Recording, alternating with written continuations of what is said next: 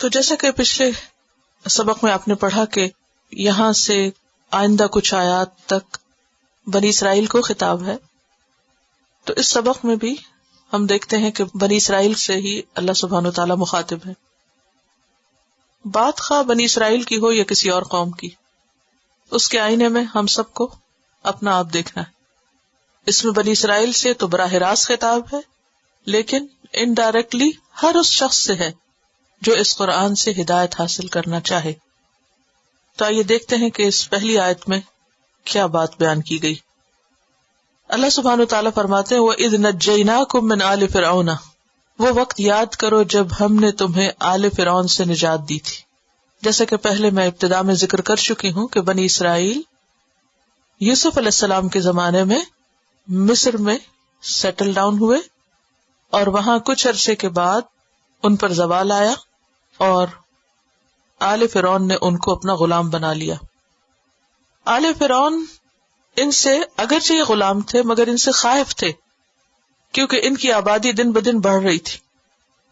تو شیخ محمد عبدہ ایک مفسر ہیں، ایجپشن ہے بیسیکلی، ان کا کہنا یہ ہے، انہوں نے اپنی تفسیر میں یہ لکھا ہے کہ فرعون نے جب یہ دیکھا کہ بنی اسرائیل کی آبادی بڑھتی جا رہی ہے، یہ تعداد میں زیادہ ہوتے جا رہے ہیں، تو کہیں ایسا نہ ہو کہ ایک دن یہ ہمارے اوپر غالب آ جائیں اپنی کثرت کی وجہ سے، تعداد کی کثرت کی وجہ سے.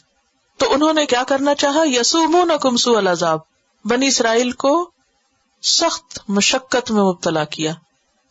ان سے ایسے ایسے کام لینے شروع کیے کہ جس میں ان سے جبری مشقت لیتے. فرعون کو خاص طور پر رامسیس کو بڑی بڑی عمارتیں بنوانے کا شوق تھا، تو اس میں مزدوروں کی طرح، غلاموں کی طرح کام کرتے، اور بے شمار لوگ اس کام کے دوران، ان عمارتوں کی تعمیر کے دوران ہی مر جاتے. اور اس کے علاوہ ایک خاص پلاننگ کے ساتھ، ایک منصوبے کے ساتھ بڑے پیمانے پر ان کے مردوں کو قتل بھی کیا گیا. یذبحون ابناءکم، تمہارے بیٹوں کو ذبح کرتے. بعض مفسرین کا خیال یہ ہے کہ یسومونکم کی تفصیل ہے یذبحون ابناءکم، لیکن بات یہ ہے کہ سورۃ ابراہیم میں آتا ہے یسومونکم سوء العذاب ویذبحون ابناءکم، وہ تم کو برا عذاب چکھاتے اور تمہارے بیٹوں کو ذبح کرتے. تو یہ دو الگ الگ چیزیں. یسومونکم سوء العذاب میں عام مشقتوں اور تکلیفوں اور ذلت اور رسوائی کی طرف اشارہ ہے کہ جس میں ان کی اپنی کوئی سے نہ تھی، اپنی کوئی حکومت نہ تھی، اپنی کوئی بات نہ تھی، کوئی مذہبی آزادی نہ تھی، اور نہ دین نہ دنیا، ایک غلامی کی زندگی بسر کر رہے تھے، جانوروں کی طرح، صرف کولو کے بیل کی طرح، صرف کام ہی کام تھا ان کا. جس کام کے لیے اللہ نے بنی اسرائیل کو پیدا کیا تھا اس سے وہ بہت دور ہو گئے تھے. اور پھر وہ عذاب کی بدترین شکل کیا تھی، یذبحون ابناءکم، تمہارے بیٹوں کو ذبح کر ڈالتے. بعض تفسیر کی کتابوں میں یہ بات بھی لکھی ہوئی ملتی ہے کہ فرعون نے خواب دیکھا کہ بنی اسرائیل میں ایک لڑکا ایسا پیدا ہوگا جو بڑے ہو کر فرعون کو ختم کر دے گا اور اس کی حکومت کی ختم کرنے کا باعث ہوگا. تو اس وجہ سے اس نے پھر ان کے بیٹوں کو اور بچوں کو قتل کرنا شروع کیا تاکہ ان کی آبادی نہ بڑھے. لیکن بات یہ ہے کہ نجومیوں کی باتیں اور خواب کی تعبیریں، معلوم نہیں اس میں کیا حقیقت اور کیا نہیں، کتنا سچ اور کتنا جھوٹ ہے. یہ اسرائیلی روایات میں سے ہے، لیکن جو بات شیخ محمد عبدہ نے کہی ہے وہ کافی حد تک عقل کو لگتی ہے کہ اگر کوئی خواب نہ بھی ہو اور کوئی نجومی کوئی آئندہ کی پریڈکشن نہ بھی کرے، اور ہمیں تو ویسے بھی اس پر کوئی ایمان نہیں ہونا چاہیے نجومیوں کی باتوں پر، کیونکہ ان کے پاس تو غیب کا علم نہیں ہے. تو بات یہ ہے کہ ہمیشہ یہ ایسا ہوتا رہا ہے اور تاریخ میں یہ ہوتا رہتا ہے کہ جب بھی کسی قوم کی تعداد میں اضافہ ہونے لگتا ہے، انسانی عدد میں اضافہ ہونے لگتا ہے، تو وہ دوسروں کے لیے بہرحال ایک خطرے کی علامت بن جاتے ہیں. تو یذبحون ابناءکم، وہ تمہارے بیٹوں کو ذبح کرتے تھے، ویستحیون نساءکم، اور تمہاری عورتوں کو چھوڑ دیتے تھے. عورتوں کو کس لیے چھوڑ دیتے؟ کیونکہ عورتیں مردوں کے بغیر اپنا دفاع نہیں کر سکتی، وہ مردوں کی مدد کے بغیر خود سے کچھ بہت بڑا کام نہیں کر سکتی. لہذا فرعون کو بنی اسرائیل کی عورتوں سے سروکار نہ تھا. اور ویسے بھی ان کے ہاں ٹرینڈ یہ تھا کہ وہ ان کی عورتوں کو لونڈیاں بنا لیتے تھے، اور ان سے پھر کون سی نسل جنم لیتی؟ فرعون کی نسل، آل فرعون ہی میں اضافہ ہو رہا تھا. اور یہاں بیٹیوں کی بجائے نساءکم کا لفظ کیوں ہے؟ ایک طرح سے غیرت جگانے کے لیے کہ دیکھو کہ تمہاری عورتوں کے ساتھ کیا حال حشر ہو رہا تھا. وفی ذالکم، اور اس میں بلاء، آزمائش تھی، امتحان تھا، لیکن کس کی طرف سے تھا؟ من ربکم، تمہارے رب ہی کی طرف سے، عظیم، چھوٹا نہیں، بہت بڑا امتحان تھا.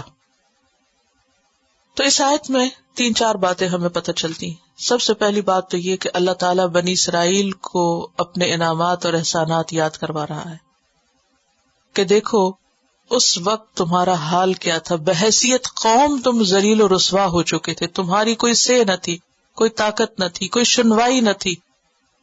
اور صرف اتنا ہی نہیں کہ تم محکومی اور غلامی کی زندگی بسر کر رہے تھے، بلکہ اس سے آگے کیا کہ تمہیں جینے کا حق بھی نہ تھا، تمہاری نسلیں ختم ہو رہی تھی. یسومونکم سوء العذاب، تمہیں ذلیل ترین عذاب اور رسوا کرنے والے عذاب میں مبتلا کیا جا رہا تھا. اور اس موقع پر تمہیں کس نے نجات دی؟ کس نے تمہاری تقدیر پلٹی اور کس نے تمہاری اس حالت کو درست کیا؟ تو یہ احسان یاد کرایا جا رہا ہے اللہ کا. کس پر؟ بنی اسرائیل پر، کیونکہ پیچھے ذکر آیا تھا نا کہ اے بنی اسرائیل میری نعمتوں کو یاد کرو.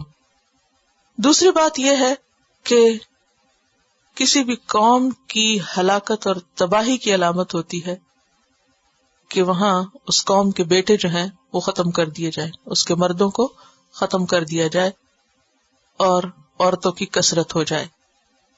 تیسری بات یہ پتہ چلتی ہے کہ آزمائش بہرحال رب ہی کی طرف سے ہوتی ہے، چاہے آزمائش چھوٹی ہو یا بڑی ہو، اللہ کے اذن کے بغیر نہیں آتی. اس آیت کو سامنے رکھ کر آج امت مسلمہ کا حال دیکھیں، یہ ساری چیزیں آپ کو نظر آئیں گی، سوء العذاب بھی، ذبح ابنا بھی، اور بلائے عظیم بھی. عام طور پر مسلمانوں کا حال یہ ہے کہ وہ اپنے اوپر آنے والی مصیبتوں اور تکلیفوں کو کیا قرار دیتے ہیں؟ غیروں کی سازش، فلاں کی وجہ سے، فلاں کی وجہ سے، لیکن وہ بھول جاتے ہیں کہ دراصل یہ امتحان اللہ ہی کی طرف سے ہے. اللہ بندوں کو کیوں آزماتا ہے؟ اس کی کئی ایک وجوہات ہوتی ہیں. انسانوں کی انڈیویجول لائف میں، انفرادی زندگی میں بھی امتحان آتے ہیں، اور اس کے ساتھ ساتھ قوموں پر بھی امتحان آتے ہیں، بحیثیت امت بھی امتحان ہوتے ہیں. انڈیویجولی جو ہر ایک پر انفرادی طور پر چھوٹی موٹی تکلیفیں آتی ہیں تو اس کے کئی اسباب قرآن مجید میں بیان کیے گئے ہیں. مثلاً ایک یہ کہ ما اصابک من مصیبت فبما کسبت ایدیکم، جو مصیبت تم پر آتی تمہارے اپنے ہاتھوں کی کمائی سے آتی.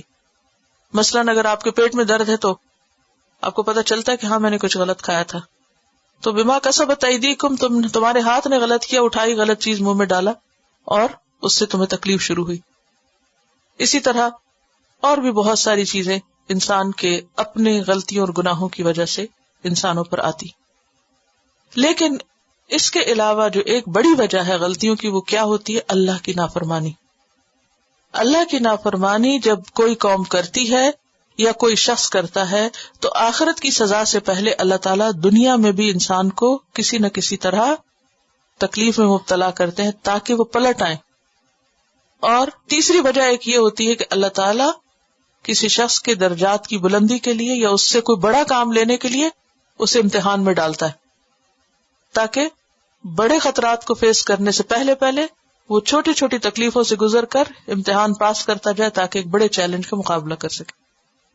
آپ نے دیکھو کہ جن لوگوں کی زندگی میں کوئی چیلنج نہیں ہوتا، کوئی مشکل نہیں ہوتی، کوئی تکلیف نہیں ہوتی، وہ عام طور پر سست مزاج ہو جاتے ہیں، عیش و عشرت پسند ہو جاتے ہیں، اور پھر وہ کچھ نہیں کرتے اور کچھ کیے بغیر دنیا سے رخصت ہو جاتے. لیکن جن لوگوں کی زندگی میں مشقتیں ہوتی ہیں، آزمائشیں ہوتی ہیں، تکلیفیں ہوتی ہیں اور امتحان ہوتے ہیں، اور وہ ان میں صبر کے ساتھ آگے بڑھتے چلے جائیں تو اللہ سبحانہ وتعالیٰ ان کو پھر دنیا میں بھی بڑے مقام سے نوازتا ہے. اور اس کیٹیگری میں انبیاء اور بڑے بڑے اللہ کے پیارے لوگ آتے ہیں.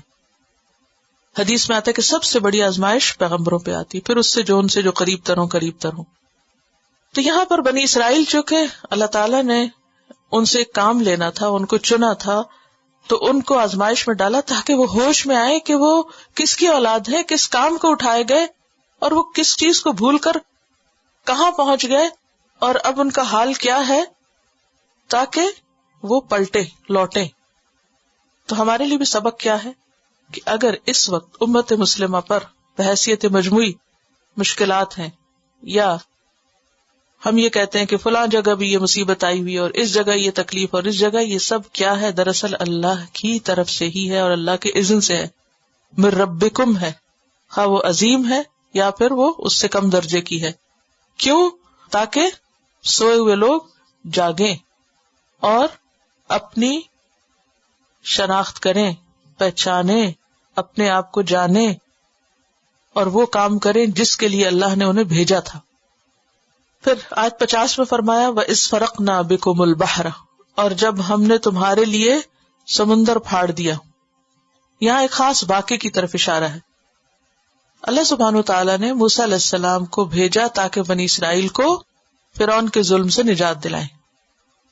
تو جب اللہ کا حکم آیا تو موسیٰ علیہ السلام ساری بنی اسرائیل کو لے کر فلسطین کی طرف جانے لگے۔ آگے پہنچے تو دریا تھا یا سمندر تھا۔ باہر کا لفظ دریا سمندر دونوں کے لیے استعمال ہوتا ہے۔ اس کا پوری تفصیل جو ہے وہ سورۃ الشعراء میں آتی ہے، اور وہاں پر جب موسیٰ علیہ السلام اپنی قوم کو لے کر قریب پہنچے تو آگے دریا اور پیچھے آل فرعون تھی، تو بہت پریشان ہوئے اور کہنے لگے کہ تو ہمیں یہاں لے آیا ہے تاکہ ہم ہلاک ہو جائیں اور دشمن ہمیں آ کے پکڑ لے۔ تو اس وقت موسیٰ علیہ السلام نے کہا تھا کلا، ہرگز نہیں، ان معی ربی سیہدینی، میرے ساتھ میرا رب ہے، وہ مجھے راہ دکھائے گا۔ بہرحال اللہ تعالیٰ نے موسیٰ علیہ السلام کو حکم دیا کہ اپنا عصا مارو پانی پر۔ انہوں نے جب مارا تو پانی دو حصوں میں بٹ گیا، فرقنا بکم البحر، اور بیچ میں سے بڑی سڑک نکل آئی اور دونوں طرف کا پانی بڑے پہاڑوں کی طرح دونوں سائڈوں پر ہو گئے، جیسے آپ کسی پہاڑی رستے سے گزرے ہوں، بالکل اسی طرح وہ سمندر کے بیچوں بیچ میں سے گزرے۔ فرقنا بکم، تمہارے لیے ہم نے سمندر پھاڑ دی، کوئی معمولی سی بات نہیں۔ فانجیناکم، پھر ہم نے تم کو نجات دے دی، بچا لیا، نکال لیا تم کو وہاں سے۔ واغرقنا آل فرعون، فرعون کی آل کو وہاں غرق کر دیا کیونکہ وہ پیچھے آ گئے تھے بنی اسرائیل کو فالو کرتے ہوئے۔ اور جب وہ غرق ہوا تو انتم تنظرون، تم دیکھ رہے تھے، تمہارے سامنے یہ سب کچھ ہوا۔ تو اس سے بھی کیا پتہ چلتا ہے؟ نمبر 1 کہ اللہ تعالیٰ جب کسی کو مصیبت سے نکالنا چاہتا ہے تو وہ ایسے ایسے اسباب پیدا کرتا ہے کہ جو عام انسانی عقل میں بھی نہیں آتے۔ یہ بالکل عقل کے خلاف ہے بات، کیا کہ سمندر پھٹ جائے اور اس میں رستہ، اس پہ سڑک بن جائے۔ ایک سڑک بنانے کے لیے کتنا پیسہ چاہیے ہوتا ہے اور کتنے لوگ لگتے ہیں اور کتنی پلاننگ کرنی پڑتی ہے جب کوئی ہائی وے بنتا ہے۔ لیکن کہا یہ کہ ایک عصا کی ضرب سے ایک پورا راستہ بن جائے، اور یہ کس نے کیا؟ وہ دراصل عصا نہیں تھا، وہ اللہ کا حکم تھا، اذن تھا۔ تو جب اللہ کچھ کرنا چاہتا ہے، اذا اراد شیئا ان یقول له کن فیکون، تو وہ ہو جاتا ہے۔ تو اس میں اللہ کی قدرت سمجھ میں آتی۔ دوسری بات یہ فانجیناکم، ہم نے تم کو نجات دی۔ اس سے پتہ چلتا ہے کہ مصیبت سے صرف اللہ نکالتا ہے۔ تو پھر کیا کرنا چاہیے مصیبت کے وقت؟ اللہ کی طرف رجوع کرنا چاہیے، نہ کہ انسانوں کی طرف کہ اچھا فلاں ہماری مدد کر دے اور فلاں ہمیں ہمارے کام آ جائے۔ آج امت مسلمہ کا حال کیا ہے؟ اللہ سے زیادہ ان کی نظر کس کی طرف ہے؟ کس کو دیکھتے ہیں؟ انسانوں کو دیکھتے ہیں۔ ہم اپنی ذاتی زندگی میں بھی کوئی تکلیف آتی ہے تو دائیں بائیں انسانوں کو دیکھنے لگتے ہیں، کسی قومی زندگی میں، کوئی اجتماعی زندگی میں تکلیف آتی ہے تو اور بڑے بڑے انسانوں کو دیکھنے لگتے ہیں، اور جو اصل بڑا ہے اس کو بھول جاتے ہیں۔ تو کیا یاد رکھنے کی ضرورت ہے؟ ہمارے لیے اس میں سبق کیا ہے؟ انجیناکم، نجات اللہ دیتا ہے، مصیبت کے وقت اللہ کی طرف جانا چاہیے۔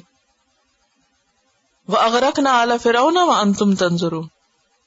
اور پھر آپ دیکھیے کہ یہ صرف بنی اسرائیل کے ساتھ نہیں ہوتا، صحابہ کرام کے ساتھ بھی ایسے واقعات پیش آئے کہ جب دشمن کا مقابلہ کرتے ہوئے ان کے راستے میں سمندر حائل ہوئے تو انہوں نے اپنے گھوڑے دوڑا دیے۔ وہ شعر نہیں یاد آپ کو اقبال کا؟ دشت و دشت دریا بھی نہ چھوڑے ہم نے، بحر ظلمات میں دوڑا دیے گھوڑے ہم نے۔ اور یہ کوئی خیالی شعر نہیں، حقیقت ہے کہ جب ایک انسان پورے عزم کے ساتھ اللہ کی طرف بڑھتا ہے تو اللہ تعالیٰ اس کے لیے غیب سے مدد کرتا ہے، اور بسا اوقات سمندر بھی خشکی کا راستہ بن جاتے ہیں اور وہاں بھی راستے نکل آتے ہیں. لیکن یہ کب ہوتا ہے؟ جب اللہ کی مدد آتی ہے. اور اللہ کی مدد کے لیے کیا کرنا چاہیے؟ اللہ ہی کی طرف رجوع کرنا چاہیے. یہ نہیں کہ حرم پاک کو چھوڑ کر کسی کی قبر پہ جائے انسان. وَأَغْرَقْنَا آلَ فِرْعَوْنَ، اور غرق کر دیا ہم نے آل فرعون کو. وَأَنْتُمْ تَنظُرُونَ، اور تم دیکھ رہے تھے سامنے تمہارے.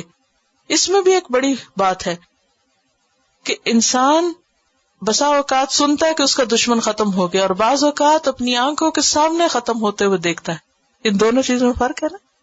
تو خاص طور پر جو مینشن کیا نا، وہ انتم تنظرون، تم اپنی نگاہوں سے آنکھوں سے دیکھ رہے تھے. جی تصدیق ہو گئی، کنفرم کر دیا. ایک اور مزے کی بات یہ ہے کہ فرعون کو اپنے دریاؤں پہ بڑا ناز تھا. قرآن مجید میں ایک جگہ آتا ہے، یا قوم الیس لی ملک مصر، اے قوم میرے لیے یہ مصر کی بادشاہت نہیں دیکھتے تم. وہذہ الانہار تجری من تحتی، اور یہ دریا جو میرے نیچے بہتے ہیں. افلا تبصرون، تم دیکھتے نہیں ہو کہ میں کتنا بڑا بادشاہ ہوں. تو اللہ نے اس کو انہی دریاؤں میں ڈبویا جن پہ انہیں بڑا ناز تھا. تو کسی انسان کو بھی دنیا میں جو نعمت ملی ہے اس پر اترانا نہیں چاہیے، فخر نہیں کرنا چاہیے، بگڑنا نہیں چاہیے. کوئی پتہ نہیں کہ وہی جگہ انسان کے لیے ہلاکت کا ذریعہ بن جائے. وَإِذْ وَعَدْنَا مُوسَىٰ 40 لَيْلَةً، اب یہ کہ قوم کو نجات ہوئی، سمندر پار ہوئے، دشمن غرق ہوا، اور اب کیا ہے؟ نئی زندگی شروع ہو رہی ہے. اور نئی زندگی کے آغاز میں تعلیم کی ضرورت ہے، اللہ کی رہنمائی کی ضرورت ہے. اس کے لیے اللہ سبحانہ وتعالیٰ نے موسیٰ علیہ السلام کو کوہ طور پر بلایا کہ آؤ اب مجھ سے کتاب لے لو. وَإِذْ وَعَدْنَا مُوسَىٰ 40 لَيْلَةً، اور بلایا 1 یا 2 دن کے لیے نہیں، 30 راتوں کے لیے بلایا تھا، پھر 10 اور بڑھا دی، 40 کر دیا ان کو. یہاں 40 کا ذکر ہے، ایک دوسری جگہ 30 کا ذکر ہے. اور 30 اور 40 سورۃ الاعراف میں وَوَعَدْنَا مُوسَىٰ 30 لَيْلَةً وَأَتْمَمْنَاهَا بِعَشْرٍ، 30 کے لیے بلایا، 10 اور بڑھا دیے. 40 کیوں؟ اس میں حکمت تھی، اور اللہ ہی بہتر جانتا ہے کہ حکمت کیا تھی. اللہ چاہتا تو 1 دن میں کتاب دے کے واپس بھیج دیتے. نبی صلی اللہ علیہ وسلم کو 23 سال میں کتاب دی گئی، موسیٰ علیہ السلام کو 40 راتوں میں، 40 دنوں میں. ثم اتخذتم العجل، موسیٰ علیہ السلام جب کوہ طور پہ پہنچے تو پیچھے بنی اسرائیل نے کیا کیا؟ بچڑے کو معبود بنا لیا. سامری بنی اسرائیل میں سے ایک شخص تھا جو سمندر پار کر کے دشمن کو آنکھوں کے سامنے غرق ہوتا دیکھ کر قوم کے ساتھ آیا تھا، اور نکلتے ہوئے ان لوگوں نے کیا کیا؟ وہاں سے زیورات اٹھا لیے. عام طور پہ ایسا ہوتا ہے نا، جو کسی پہ کوئی مصیبت آتی، خدا نخواستہ گھر چھوڑنا ہوتا ہے تو لوگ سب سے پہلے کیا کرتے؟ کرنسی زیور اٹھا کے، کیونکہ ہلکا ہوتا ہے اور اس کی ویلیو بھی زیادہ ہوتی. جن لوگوں نے انڈیا سے پاکستان میں ہجرت کی تھی ان لوگوں کو یاد ہوگا کہ وہ اپنے ساتھ گھر نہیں اٹھا کے لائے تھے بلکہ زیورات وغیرہ تھے. یہ لوگ بھی نکلتے ہوئے لگے ہاتھوں زیور اٹھا کے چلے گئے. بہرحال بات یہ کہ پھر عام زندگی میں بھی انسان زیور پر ڈپینڈ کرتا ہے کہ زیور مجھے بچا لے گا یا میرے کام مشکل میں آئے گا. اسی لیے لوگ صدقہ خیرات کرنے کے بجائے کیا کرتے ہیں؟ ذرا سے پیسے بچے سونا خرید کے رکھ لیا. خصوصاً خواتین میں عادت بہت ہوتی، یہ سوچ کے کہ یہی کام ہے، یہ نجات دے گا. حالانکہ انسان جب اللہ کے راستے میں صدقہ کرتا ہے تو کیا ہوتا ہے؟ صدقہ بلاؤں سے بچاتا ہے انسان کو. پھر انسان یہ سوچتا ہے کہ اللہ بچانے والا ہے. تم نے بچڑے کو، گائے کے بچے کو اپنا خدا بنا لیا. وہ انتم ظالمون، اور تم ظالم تھے، تمہیں نظر نہیں آ رہا تھا کہ تم کیا کر رہے ہو. اللہ کے حق میں اتنی بڑی کمی. ظلم کیا ہے؟ حق میں کمی. یعنی اللہ کا حق تھا کہ اس کی عبادت کرتے، اور وہ حق تم نے اللہ سے لے کر کس کو دے دیا؟ بچڑے کو دے دیا، گائے کے بچے کو دے دیا. تو اس سے بنی اسرائیل کی جہالت اور حماقت پتہ چلتی ہے کہ اپنے ہی ہاتھوں کی بنائی ہوئی چیز کو خدا بنا بیٹھے. سامری نے جب بچڑا بنایا تو کہنے لگا کہ ھذا الہکم، یہ ہے تمہارا الہ. الہ موسیٰ فنسیہ، موسیٰ کا الہ تو وہ بھول گیا. سورۃ طٰہٰ 88 میں آتا ہے. حالانکہ کیا تھا؟ یہ آزمائش تھی. سورۃ طٰہٰ 90 میں آتا ہے یا قوم انما فتنتم بہ، اے قوم تم اس بچڑے کی وجہ سے آزمائش میں مبتلا کیے گئے ہو. وَإِنَّ رَبَّكُمُ الرَّحْمَٰنُ، اور بے شک تمہارا رب تو رحمان ہے. فَاتَّبِعُونِی، میری پیروی کرو، اطیعوا امری، اور میری بات مانو. تو اس آیت سے کیا پتہ چلتا ہے؟ کون سی بات سمجھ میں آتی ہے؟ کہ شرک بہت بڑا ظلم ہے، اور کچھ پانے کے لیے انسان کو قربانی کرنی پڑتی. موسیٰ علیہ السلام تورات کی خاطر 40 روز اپنی قوم کو چھوڑ کر وہاں پر رہے، کوہ طور پر، آل الون، بالکل تنہا. علم کے لیے یکسوئی چاہیے ہوتی ہے. سب کام چھوڑ چھڑا کر انسان اپنے گھر سے نکلتا ہے، قربانی کرتا ہے، پھر جا کر اس کو کچھ حاصل ہوتا ہے. تو ہمارے لیے بھی اس میں کیا سبق ہے کہ سیکھنے کے لیے، کتاب پانے کے لیے کیا کرنا چاہیے؟ ایسا وقت مقرر کروا، ادنا اپوائنٹمنٹ، ایک اپوائنٹڈ ٹائم پر. کتاب تھی، کسی نے مجھے دی تو میں اس کا پری فیس پڑھ رہی تھی، تو اس میں لکھا ہوا تھا کہ آپ اس میں سے روزانہ پڑھیں، اور پڑھنے کا بہترین طریقہ یہ ہے کہ مقرر وقت پر پڑھیں، ٹائم مقرر کر کے پڑھیں. تو بات یہ ہے کہ جب تک ہم پڑھنے کے اوقات مقرر نہیں کرتے تو صحیح طور پر چیز حاصل نہیں ہوتی. ہم بہت پرٹیکولر ہیں کس میں؟ اپنے کھانے کے اوقات میں. عام طور پہ کیا کہتے ہیں کہ اچھی صحت کے لیے کیا ضروری ہے؟ کھانے کا وقت مقرر کرو. ہر وقت نہیں کھاتے رہو، کھانے کا وقت مقرر کرو، سونے کا وقت مقرر کرو. لیکن پڑھنے کا کوئی وقت نہیں. جب کل پڑھ لیں گے، پھر پڑھ لیں گے، صبح پڑھ لیں گے، شام پڑھ لیں گے، امتحان سے پہلے پڑھ لیں گے. پڑھنے کے لیے بھی وقت مقرر کرو. موسیٰ علیہ السلام اپوائنٹڈ ٹائم پہ اپوائنٹڈ جگہ پر پہنچے، ہر چیز چھوڑ کر پہنچے، یکسوئی کے ساتھ انہوں نے اللہ کی کتاب کو لیا اور پھر قوم کی طرف واپس آئے. حالانکہ اس سے پیچھے قوم بگڑ چکی تھی. بعض اوقات ایسا ہوتا ہے جب آپ گھر جاتے ہیں واپس تو کیا ہوتا ہے؟ کوئی نہ کوئی کام خراب ہوا پڑا ہوتا ہے.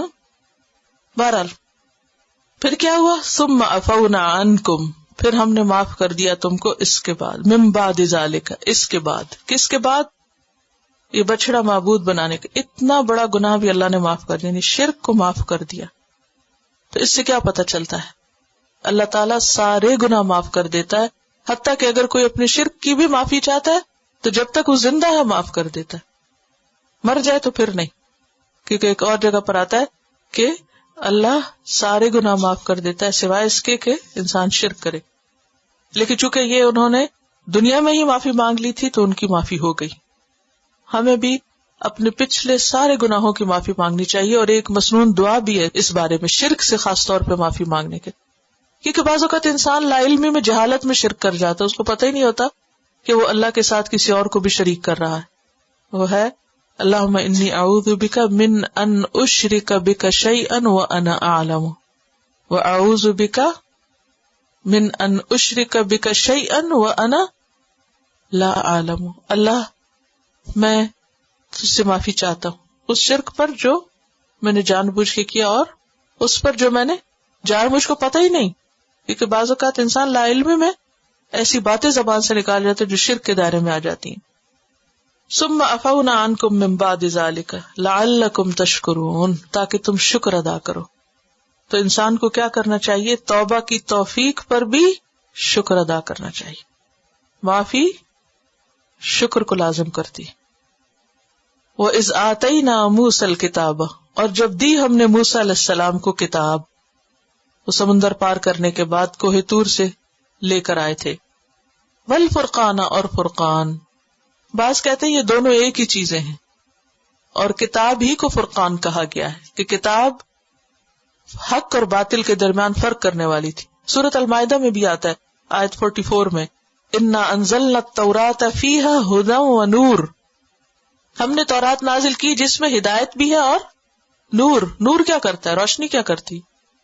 اچھے برے کو کھول کھول کے بتا دیتی، سفید سیاہ کو الگ کر دیتی ہے روشنی. تو فرقان بعض کے خیال میں تورات ہی ہے، اور بعض کا خیال ہے کہ یہ فرقان سے مراد معجزات ہیں جو کتاب کے علاوہ موسیٰ علیہ السلام کو ملے تھے. لعلکم، تاکہ تم تہتدون، ہدایت پاؤ. لیکن اصل غرض کیا ہے؟ اس آیت سے کیا پتہ چلتا ہے؟ کتاب کیوں دی جاتی ہے؟ کتاب کا مقصد کیا ہے؟ ہدایت پانا. ہمیں بھی قرآن ملا کس لیے؟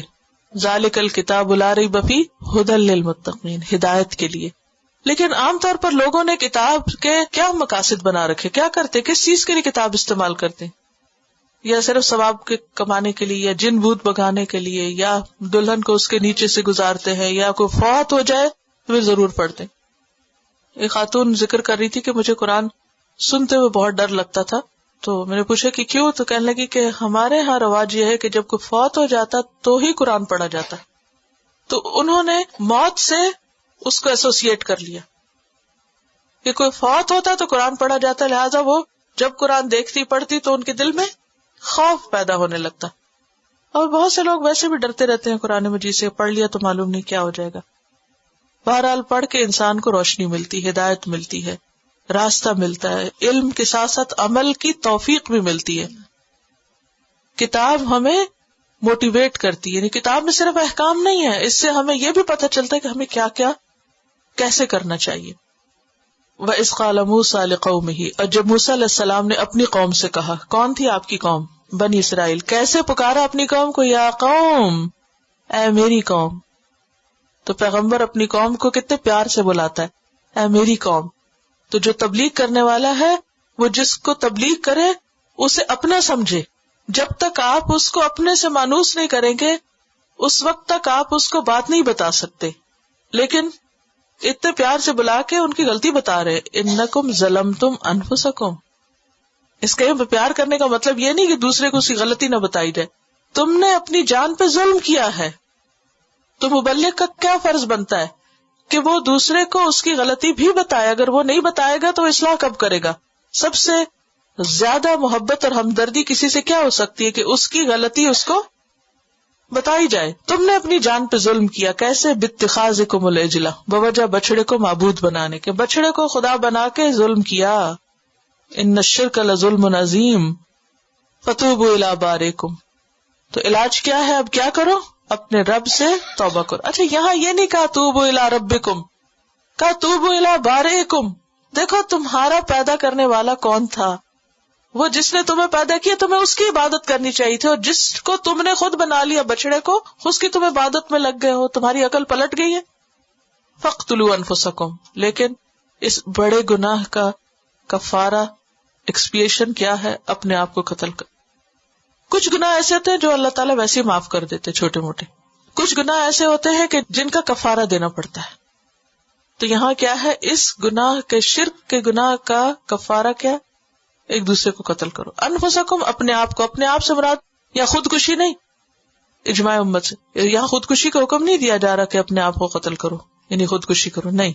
انہیں حکم یہ دیا گیا تھا کہ ایک دوسرے کو، یعنی سب کے سب اسلحہ اٹھائے اور ایک دوسرے کو مارے.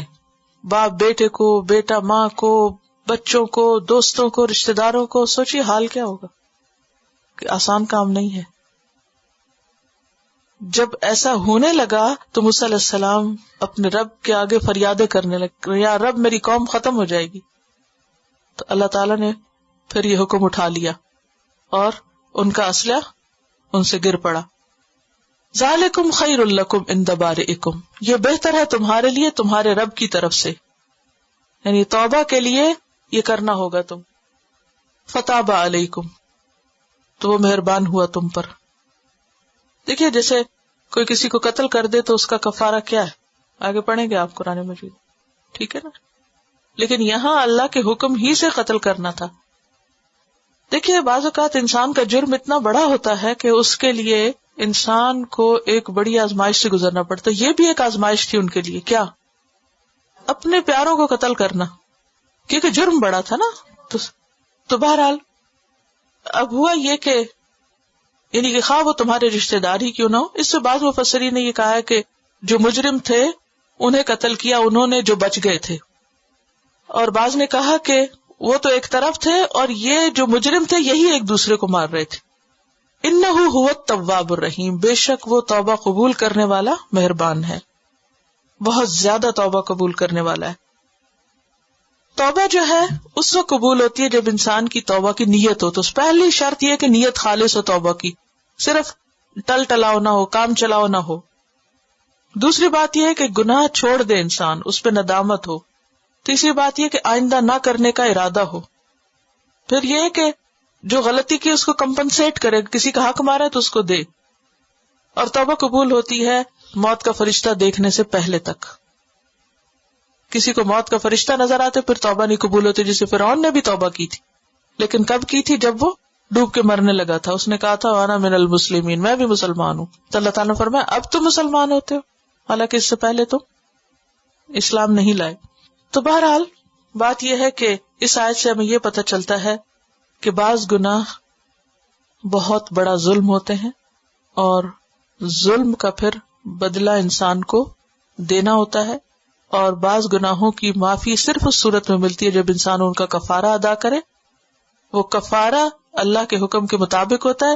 بنی اسرائیل کے لیے کفارہ قتل نفس تھا، لیکن ہمارے لیے مختلف گناہوں کا کفارہ ہمیں بتا دیا گیا. جیسے کوئی قسم کھا کے توڑے تو اس کا کفارہ کیا ہے، اگر کوئی روزہ توڑ دے تو کفارہ کیا ہے. یہ وقت کے ساتھ ساتھ آگے آپ سیکھیں گے. وَإِذْ قُلْتُمْ يَا مُوسَىٰ لَن نُّؤْمِنَ لَكَ حَتَّىٰ نَرَى اللَّهَ جَهْرَةً، جب تم نے کہا اے موسیٰ ہم تمہارا اعتبار نہیں کرتے جب تک کہ ہم خود اللہ کو سامنے نہ دیکھیں. ہوا یہ کہ موسیٰ علیہ السلام جب کتاب لے کر آئے تو انہوں نے کہا کہ اللہ کی کتاب ہے، تو قوم نے کہا ہم نہیں مانتے جب تک ہم خود نہ اللہ کو دیکھ لیں. فَأَخَذَتْكُمُ الصَّاعِقَةُ، اس پر اللہ تعالیٰ ان سے ناراض ہوا اور ان پر بجلی پڑی آ کے. تمہیں بجلی نے پکڑا، چمک اور کڑک کے ساتھ بجلی ان پہ گری. وَأَنْتُمْ تَنْظُرُونَ، اور تم دیکھ رہے تھے کیا کہ وہ آ رہی ہے بجلی. کیونکہ آپ نے دیکھا ہوگا کہ پہلے چمک ہوتی ہے اور اس کے بعد گرج ہوتی ہے اور پھر وہ گرتی ہے. تو یہاں کیا دیکھ رہے تھے تم؟ بجلی کا چمکنا، اور پھر اس کے بعد کڑکی اور گری اور وہ سارے مر گئے. وَأَنْتُمْ تَنْظُرُونَ. بعض روایات میں یہ بھی آتا، بعض لوگوں نے اس کی یہ بھی تفسیر کی ہے کہ موسیٰ علیہ السلام جب اللہ کی ملاقات کے لیے گئے تو واپس آئے کتاب لے کے، تو قوم نے کہا ہم بھی سننا چاہتے ہیں آپ نے اللہ سے کیسے بات کی، ہمیں بھی ساتھ لے چلیں. ان کو 70 لوگوں کو چنا، کوہ طور پہ لے گئے. وہاں جا کہنے لگے نہیں ہمیں تو اللہ کو دیکھنا ہے. اس پر ان کی شامت آئی. تو اس آیت سے یہ بات پتہ چلتی ہے کہ ناجائز مطالبات پیغمبر سے اور اللہ سے بسا اوقات انسان کو مصیبت میں مبتلا کرتے ہیں. تو پیچھے ہم پڑھ رہے تھے نا کہ انسان پہ مصیبتیں کیوں آتی ہیں. فَبِمَا كَسَبَتْ أَيْدِيكُمْ، تمہارے اپنے ہاتھوں کی کمائی سے. تو یہ اس طرح کے جو سوال اور مطالبے تھے یہ مصیبت کا باعث بنے. اب موسیٰ علیہ السلام بہت پریشان ہوئے کہ اے رب یہ کیا بنے گا. سورۃ الاعراف 155 میں آتا ہے اے اللہ اگر تیری یہ مشیت تھی تو آج سے پہلے مجھے بھی اور انہیں بھی ہلاک کر دیتا. کیا آج تو ان نادان لوگوں کی باتوں پر ہمیں ہلاک کرتا ہے؟ یعنی تو ہمیں نہ ہلاک کر ان کو اٹھا دے. ثم بعثناکم من بعد موتکم، یہ کتنا بڑا انعام ہے کہ ہم نے تمہارے مرنے کے بعد تم کو دوبارہ اٹھایا. لعلکم تشکرون، تاکہ تم شکر ادا کرو. یعنی لٹرلی یہ نیند نہیں تھی ان کی یا بے ہوشی نہیں تھی، وہ واقعی مر گئے تھے. موت ہی کے لیے آتا ہے، موت نیند کے لیے نہیں آتا. اور یہ سب کس لیے نعمت یاد کرائی جا رہی ہے؟ تاکہ تم شکر ادا کرو. اس سے یہ پتہ چلتا ہے کہ انسان اگر کسی ایسی بیماری یا آفت یا حادثے یا مصیبت سے نکلے تو اسے کیا کرنا چاہیے؟ شکر ادا کرنا چاہیے. وَظَلَّلْنَا عَلَيْكُمُ الْغَمَامَ، اور سایہ کیا ہم نے تم پر بادلوں کا. غمام اسم جنس ہے، ایک بادل نہیں کئی بادل، کیونکہ ایک بادلی کا سایہ نہیں ہوتا. وَأَنزَلْنَا عَلَيْكُمُ الْمَنَّ وَالسَّلْوَىٰ، اور اتارا ہم نے تم پر من اور سلوہ. من اور سلوہ غذا کے طور پر. یہ کہاں اتارا؟ صحرائے سینا میں. اب آپ کو سمجھ میں آ رہا ہے نا کہ جب فرعون سے نکل کر وہ دشت سینا میں گئے تو وہاں کچھ کھانے کو نہیں تھا. کئی ہزار لوگ تھے، نہ وہاں کچھ اگتا تھا، نہ ہی کچھ وہاں پانی تھا، نہ کوئی مکان تھے. ایک نہیں دو نہیں 70,000 لوگ کسی میدان میں پہنچ جائیں تو وہ کیا کریں گے؟ تو اس پر اللہ نے ان پر بہت انعام اور احسان کیا. اور وہ کیا تھا کہ ان پر بادلوں کا سایہ کیا اور من و سلوہ کھانے کو دیا. اور کیا فرمایا؟ کلو کھاؤ من طیبات ما رزقناکم، پاکیزہ چیزیں جو ہم نے تم کو رزق دی ہیں، اچھی چیزیں، عمدہ چیزیں. کیا تھی یہ اچھی چیزیں؟ من اور سلوہ، جو دیکھنے میں، ٹیسٹ میں، ذائقے میں اچھا تھا. وما ظلمونا، انہوں نے ہم پہ ظلم نہیں کیا. کس نے؟ بنی اسرائیل نے. ولکن کانوا انفسہم یظلمون، لیکن وہ اپنی جانوں پر ظلم کرتے تھے. کس طرح؟ کیسے؟ شکر نہ کر کے، ناشکری کر کے. اس آیت سے بھی کیا پتہ چلتا ہے کہ اللہ چاہے تو صحرا میں بادل بھیج کے سایہ کر دے. یعنی جب اللہ کسی پر انعام کرنا چاہتا ہے تو وہ ایسی جگہ بھی اس کی مدد کرتا ہے جہاں بظاہر کوئی اسباب اور وسائل نہ ہو. جتنے بھی احسان بنی اسرائیل پہ، ان سب میں آپ ایک ہی بات دیکھ رہے ہیں نا کہ اللہ تعالیٰ ان کی ایسے طریقوں سے مدد کرتا ہے کہ جو عام اسباب کے طریقے نہیں ہیں. وَأَنزَلْنَا عَلَيْكُمُ الْمَنَّ وَالسَّلْوَىٰ، آسمان سے غذا براہ راست آ رہی ہے، پکی پکائی. آسمان سے من و سلوہ اتر رہا ہے. یہ کوئی معمولی نعمت نہیں ہے. اور یہ کس کے بعد ہے؟ اتنی نافرمانیوں کے بعد. اور پھر کہا جا رہا ہے کھاؤ جو ہم نے پاکیزہ چیزیں تم کو رزق دی. اس سے کیا پتہ چلتا ہے؟ اچھی چیزیں کھانا ہمارے دین کے خلاف نہیں ہے. وہ جو 4 باتیں لکھی ہیں نا، جسم، روح، دل، دماغ. تو اگر کوئی انسان کھانے میں اپنے لیے عمدہ چیز سلیکٹ کرتا ہے تو یہ کوئی تقوی کے خلاف نہیں ہے. کیونکہ بعض لوگ پرہیزگاری اور تقوی اور زہد کس کو سمجھتے ہیں؟ گلی سڑی خراب چیزیں کھانے کو، یا بچی کچی گھٹیا چیزیں کھا کھا کے بیمار ہو. تو یہاں پر کیا حکم دیا جا رہا ہے؟ کلو، امر شرعی ہے، کھاؤ. کس میں سے؟ من طیبات، طیبات میں سے. ما رزقناکم. اور طیبات میں اس کا رنگ، ذائقہ، شکل، ان سب چیزوں کے اچھا ہونے کی طرف اشارہ ہے. وما ظلمونا، انہوں نے ہم پہ ظلم نہیں کیا، ہمارے حق میں کمی نہیں کی، ہمیں کوئی نقصان نہیں پہنچایا. وہ خود اپنی جان پہ ظلم کرتے تھے. یعنی اس آیت سے یہ بات بھی پتہ چلتی ہے کہ گناہ کر کے، نافرمانی کر کے بندہ اللہ کو نقصان نہیں دیتا، دراصل اپنے آپ ہی کو نقصان دیتا ہے.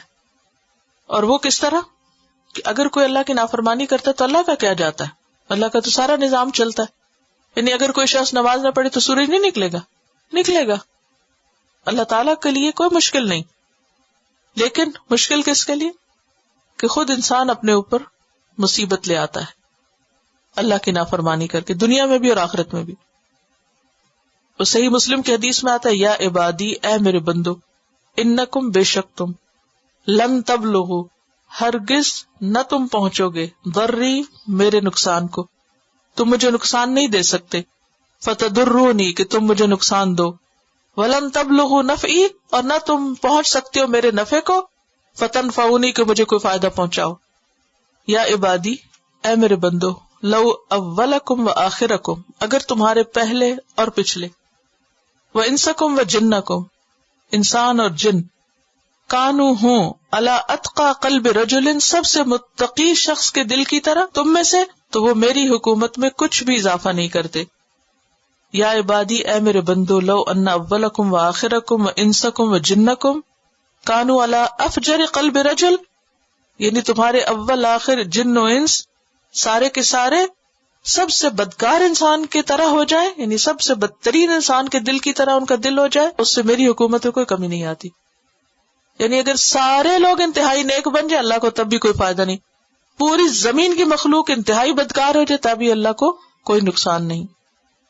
یہ جو ہم عبادت کرتے ہیں سب اپنے لیے کرتے ہیں، گناہ بھی کرتے ہیں وہ بھی وبال اپنے پہ پڑتا ہے، وہاں اس کو کوئی فرق نہیں پڑتا. ایک اور بات جو اس آیت سے پتہ چلتی ہے وہ یہ کہ مباح حلال چیزوں سے پرہیز تقویٰ نہیں ہے، اور شرعی عذر کے بغیر اچھی چیزوں کو بلا وجہ چھوڑ دینا یہ کوئی نیکی نہیں ہے. نبی صلی اللہ علیہ وسلم نے ایک موقع پر اپنے لیے شہد کو حرام کیا تھا تو اللہ سبحانہ وتعالیٰ نے آیت اتاری تھی، یا ایھا النبی لما تحرم ما احل اللہ لک، اے پیغمبر آپ ان چیزوں کو کیوں حرام کرتے ہیں جو اللہ نے آپ کے لیے حلال قرار دی ہیں، تو ان کو حرام نہیں کرنا چاہیے. لیکن اگر کوئی شرعی عذر ہو تو پھر ہو سکتا ہے. مثلا ایک موقع پہ جب قحط پڑا تھا تو حضرت عمر رضی اللہ تعالیٰ عنہ نے ہر چیز کھانی چھوڑ دی تھی، صرف روٹی کو تیل میں ڈبو کے کھا لیتے تھے، حتیٰ کہ ان کا رنگ سیاہ ہو گیا تھا. لوگ کہتے کہ آپ کیوں نہیں کھاتے؟ تو کہتے تھے کہ اگر میں کھاؤں اور میری رعایا نہ کھائے میں اللہ کو کیا جواب دوں گا کہ یہ بھوکے مر رہے ہیں اور میں اچھی چیزیں کھا رہا ہوں. تو ایسے موقع پر اپنے آپ کو محروم کرنا اس لیے کہ اوروں کے پاس کچھ نہیں، وہ ایک وجہ ہے، لیکن بلا وجہ سب کھا رہے ہیں اور آپ نہیں کھا رہے صرف یہ سوچ کے کہ میں زیادہ نیک ہوں، یہ کوئی نیکی اور تقویٰ نہیں ہے. لیکن بہرحال کھانے میں اعتدال اپنی جگہ ہے، وہ ضروری ہے. وَإِذْ قُلْنَا ادْخُلُوا هَٰذِهِ الْقَرْيَةَ، اور جب ہم نے کہا اس بستی میں داخل ہو جاؤ، فَكُلُوا مِنْهَا حَيْثُ شِئْتُمْ، جہاں سے چاہو کھاؤ. پھر دوبارہ کھانے کی بات ہے، شہر کے اندر سے کھاؤ، باہر سے کھاؤ، جہاں سے جی چاہے کھاؤ. اور یہ بستی کون سی تھی؟ بعض کہتے ہیں بیت المقدس اور اریحہ کا علاقہ، یعنی یروشلم یہ آپ کہہ سکتے ہیں. لیکن اللہ نے نام نہیں لیا بستی کا، کیونکہ اصل مقصد بستی کا نام لینا نہیں، اصل مقصد وہ کام ہے جو آگے بتایا جا رہا ہے. جب ہم نے کہا اس بستی میں داخل ہو جاؤ، فَكُلُوا مِنْهَا حَيْثُ شِئْتُمْ، کھاؤ جہاں سے تم چاہو، رغدن اطمینان سے، کوئی رکاوٹ نہیں. وَادْخُلُوا الْبَابَ سُجَّدًا، بس ایک کام کرنا کہ دروازے سے گزرتے ہوئے سر جھکا کے گزرنا. اب سجدن سے یہاں مراد عاجزی ہے، یعنی شکر گزار ہوتے ہوئے اور عاجزی کے ساتھ داخل ہونا. وَقُولُوا حِطَّةً، اور زبان تمہاری استغفار کر رہی ہو، کہنا کہ یا اللہ ہم سے ہمارے گناہوں کے بوجھ اتار دے. نغفر لکم خطایاکم، پچھلی ساری خطائیں معاف کر دیں گے ہم تمہاری. وسنزید المحسنین، اور ہم محسنین کو اور زیادہ دیں گے. لیکن انہوں نے کیا کیا؟ انہوں نے حطتن کو بدل دیا اور مذاق اڑانے لگے اور کچھ اور کہنے لگے. بہرحال اس آیت سے ہمیں کچھ باتیں پتہ چلتی ہیں، اور وہ کیا؟ نمبر 1، اللہ نے کسی ملک اور شہر کا کھانا حرام نہیں کیا کہ ہم یہ کہیں کہ نہیں یہ تو فلاں کا ملک ہے لہٰذا یہاں سے کچھ خریدنا نہیں چاہیے اور اس کا بائیکاٹ کرنا چاہیے اور یہ نہیں کھانا چاہیے اور وہ نہیں لینا چاہیے. نہیں، جب تک کوئی شرعی عذر نہ ہو انسان کو اپنے اوپر کسی علاقے کا کھانا حرام نہیں کرنا چاہیے. دوسری بات یہ ہے کہ رغدن کا لفظ جو ہے اس میں 2 چیزیں آتی، ایک اطمینان بھی آتا ہے، نہیں اطمینان سے کھانا، اور دوسرے مرضی سے کھانا اور بغیر کسی رکاوٹ کے، بغیر کسی جھجک کے. بعض لوگ ایسے ہوتے ہیں کہ جو ویسے خوب کھا لیتے ہیں لیکن جب کسی کے سامنے ہو تو کچھ نہیں کھاتے. وَادْخُلُوا الْبَابَ سُجَّدًا، ایک اور بات یہ پتہ چلتی کہ کھانا منع نہیں ہے، ہاں کھانے کے بعد شکر ادا کرنا ضروری ہے، نماز ضروری ہے. بعض لوگ کھانا پکانے میں اور کھانے میں پھر اتنے مشغول ہو جاتے ہیں کہ سجدہ بھول جاتے ہیں. تو انسان کو بیلنس کرنا چاہیے، جسم کے تقاضوں کے ساتھ اور کیا کرنا چاہیے، روح کے تقاضے بھی یاد رکھنے چاہیے. تیسری بات جو خاص طور پر اس کانٹیکسٹ میں سمجھ آتی ہے وہ یہ ہے کہ جب اللہ کسی کو کامیابی نصیب کرے، فتح نصیب کرے، تو فاتح کو عاجزی کا اظہار کرنا چاہیے. جیسے نبی صلی اللہ علیہ وسلم کا جب مشن مکمل ہو گیا تو اللہ سبحانہ وتعالیٰ نے کیا حکم دیا، اذا جاء نصر اللہ والفتح ورأیت الناس يدخلون فی دین اللہ افواجا فسبح بحمد ربک واستغفرہ. یعنی اور ایک اور بات یہ کہ کبھی انسان کو اپنی کامیابی پر یہ نہیں سوچنا چاہیے کیونکہ میں بہت نیک ہوں، بہت اچھا ہوں اس لیے مجھے یہ ملا. اس موقع پہ بھی کیا یاد رکھنا چاہیے، استغفار، کہ یا اللہ مجھے اپنے گناہوں کا احساس ہے، میری غلطیاں معاف کر دے. اور نغفر لکم خطایاکم، ہم تمہاری غلطیاں معاف کر دیں گے. اور صرف غلطیاں ہی نہیں معاف کریں گے، وسنزید المحسنین، جو اچھا سا کام کریں گے ان کو اس سے بھی زیادہ دیں گے اور بھی ان پہ رحمتیں کریں گے.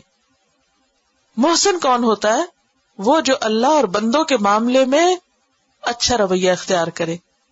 اللہ کی عبادت میں احسان کیا ہے؟ ایسے عبادت کرو گویا تم اللہ کو دیکھ رہے ہو. اور بندوں پر احسان کیا ہے؟ کہ ان کی مدد کرو خواہ وہ تمہاری مدد نہ بھی کریں. لیکن بنی اسرائیل نے کیا کیا؟ فَبَدَّلَ الَّذِينَ ظَلَمُوا قَوْلًا، ظالموں نے بات بدل ڈالی، بات میں تبدیلی کر دی، حکم بدل دیا. بدلہ کا کیا مطلب ہے؟ ایک چیز کی جگہ دوسری لے آنا. غیر الذی قیل لہم، جو ان سے کہا گیا تھا وہ نہیں کہا. کیا کہا گیا تھا؟ کیا کہو؟ حتتن، انہوں نے کیا کہنا شروع کر دیا؟ حنتتن. حنتتن، حنتتن کا کیا معنی ہے؟ گندم. مذاق بنا لیا. اللہ نے پھر کیا کیا؟ فَأَنزَلْنَا عَلَى الَّذِينَ ظَلَمُوا، اتارا ہم نے بھی ان پر جنہوں نے ظلم کیا. کیا؟ رجزا من السماء، آسمان سے عذاب. ہو سکتا ہے وہ کڑک تھی یا پتھر تھے یا ہوا تھی یا بارش تھی یا اولے تھے یا برف تھی یا خدا جانے کیا تھا. بعض کہتے ہیں کہ طاعون تھا، کیونکہ حدیث میں آتا ہے، مسلم کی حدیث ہے کہ طاعون اسی رجز اور عذاب کا حصہ ہے جو تم سے پہلے بعض لوگوں پہ نازل ہوا. تمہاری موجودگی میں کسی جگہ طاعون کی وبا پھیل جائے تو وہاں سے مت نکلو. اگر کسی علاقے کے بارے میں تمہیں پتا چلے کہ وہاں طاعون ہے تو وہاں مت جاؤ. تو طاعون کی بیماری کو نبی صلی اللہ علیہ وسلم نے کیا فرمایا کہ یہ کیا ہے؟ رجز کا حصہ ہے جو بنی اسرائیل پہ جیسے یہ نازل ہوا. کیوں نازل ہوا؟ بما کانوا یفسقون، کیونکہ انہوں نے اللہ کی نافرمانی کی، اطاعت کی حد سے باہر نکل گئے. اس آیت سے کیا پتہ چلتا ہے؟ نمبر 1 کہ انسان کو جو بات جیسے کہی جائے ویسے ہی رکھنی چاہیے. اللہ کی باتوں کو بدلنا نہیں چاہیے. قرآن میں تبدیلی اور اسی طرح احکامات میں منمانی تبدیلی نہیں کرنی چاہیے، وہ ظلم ہوتا ہے.